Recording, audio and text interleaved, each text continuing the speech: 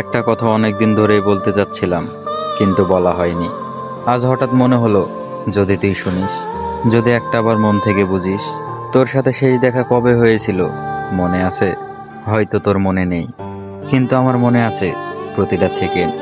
তুই হেসে বলছিলি, তুই তো আমাকে ছাড়া বাঁচতে পারবি না রে। আর আমি হেসে বলেছিলাম, তা তুই ছাড়বি কই? আমরা তখন জানতাম না সেই দেখাটাই হয়তো ছিল আমাদের সেই দেখা। তারপর তুই কেমন যেন দূরে চলে গেলি। প্রথমে কল কমে গেল, তারপর রিপ্লাই আসতে দেরি, তারপর শুধু সিন আর নীরবতা।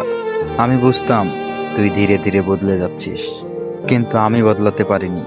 আজও আমি সেই পুরনো মানুষটাই আছি, যে তোকে আজও আগের মতো ভালোবাসে, তোর প্রতিটা পোস্টে চোখ রাখে, তোর স্টোরিতে কার নাম কার ছায়া সব শুনে রাখে। তুই এখন অন্য কারো সঙ্গে, আমি জানি, তবুও বিশ্বাস কর।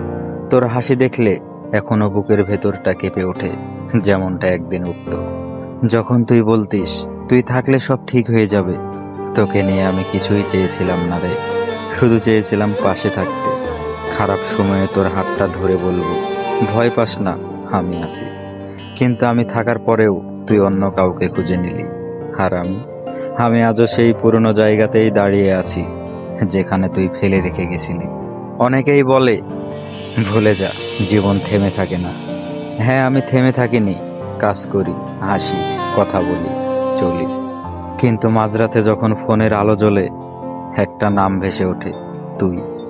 সেই মুহূর্তে বুকের ভেতরটা আজও থেমে যায়। তোকে ভুলিনি রে, ভুলতে পারিনি। কারণ তুই শুধু একটা নাম না, তুই ছিলে আমার সব কিছু, আমার স্বপ্ন, আমার পৃথিবী।